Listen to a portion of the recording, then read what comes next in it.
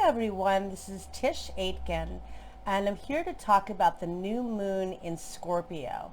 It takes place on November 15th, 2020 at 12:07 a.m. Eastern Standard Time at 23 degrees and 17 minutes of Scorpio. This is an intense new moon for all of us. We're in Scorpio season, and Mars just stationed direct on November 13th at 15 degrees and 14 minutes of the cardinal fire sign of Aries. That's a big deal because Mars only retrogrades once every 2 years, and it hasn't retrograded in Aries since the fall of 1988, and it has been really intense. And also, in ancient astrology, Mars rules the sign of Scorpio, and it rules Aries in modern astrology. So it is one of the rulers of Scorpio and of this new moon. So that is intense. And also Mercury recently stationed direct on November 3rd in the sign of Libra. It originally stationed retrograde on October 13th at 11 degrees and 40 minutes of Scorpio, and then re-entered Libra at the end of October. So it retrograded in Scorpio and then in Libra. So we've got Mercury back in Scorpio, where it's the detective of the zodiac, uncovering a lot of information, and it's also a good placement for healing wounds and getting to the bottom of things. And this new moon is going to be very intense. So look back to what was happening, if you can remember, in the late winter, spring of 2014, because at that time Saturn was transiting in Scorpio, and Saturn is the planet that gives us our karmic lessons, and it's kind of like the judgment card in tarot. It makes us deal with things that we have to deal with. If we aren't, it keeps persisting, and it makes us deal with our stuff, and glean the lessons. And so in February, March of 2014, Saturn stationed retrograde in March at 23 degrees of Scorpio.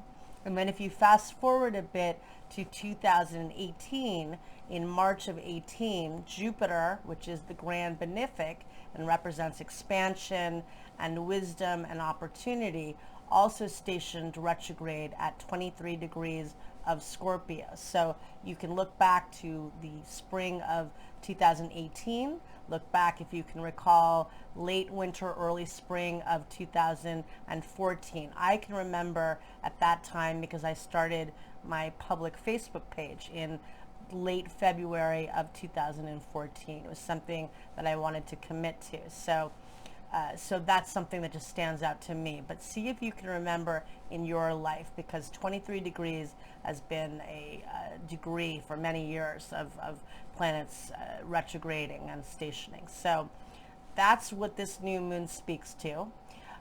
The new moon is always an excellent time for setting intentions and beginning new things in your life, although this new moon is very much about beginnings and endings. I cast the chart for the East Coast, and it has Virgo rising, which means that Mercury is the ruler of the chart, and Mercury is in Scorpio. It forms an opposition to Uranus, the planet of chaos and enlightenment, and Mercury will be opposing Uranus exactly in the sky on the 17th. So, Scorpio itself represents a lot of hidden information and mysteries, and you can expect a lot of things getting revealed and getting uncovered in the next few weeks, with Mars now direct, with Mercury direct, and it clears its shadow altogether on November 20th when it clears the degree it retrograded on October 13th. So this new moon is a preview of that, but also doing a lot of healing work, because we're almost at the very end of the Capricorn tail. Saturn exits Capricorn on December 17th, and Jupiter exits on December 20th. And you want to get clear on what is working and what's not, what needs to be healed during this very difficult time. And this new moon in Scorpio forms what's known as a sextile, a very facilitating aspect to all of the planets in Capricorn, and that helps to structure the new beginnings.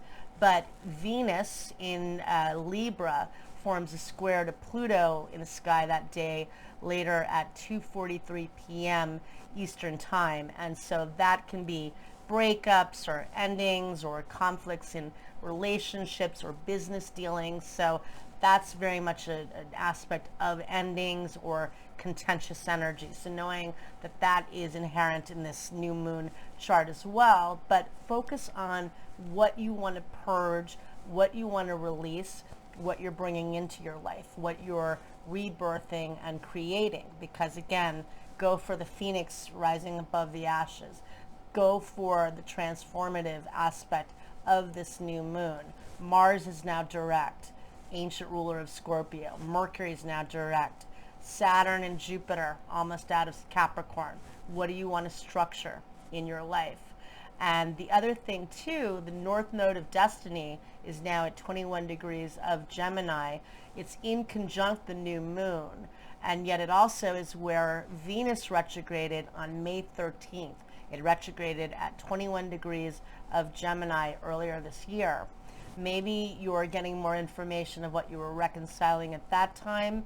And also, an in conjunct means that, there's a need for adjustment. And in Scorpio, it's all about emotions and, intuitive information and learning. But Gemini is about seeking information in a more objective way. So maybe we need to reframe our thinking, because this new moon by Eastern time falls in the third house, which is the Gemini house, about learning and reframing thoughts and words and how you learn, how you see things. So trying to take that into perspective. Definitely figure out what you want to cleanse and purge. Be psyched that Mars is now direct. That's a big deal. We will feel the fiery energy in the next few weeks. We're not done with that yet, but still it's direct, helping us to move forward, set intentions. The last thing I'd say too, if you have lemons, maybe put a lemon out, cut it in 4 slices, and put some sea salt on it if you have it, to absorb the negativity, because Scorpio is ruled by Pluto, the cosmic compost of the zodiac, making us want to purge toxicity. And that's an excellent way of releasing negative energy in our own lives and others' energy as well. So I wish you a lot of luck. Happy new moon, and take care.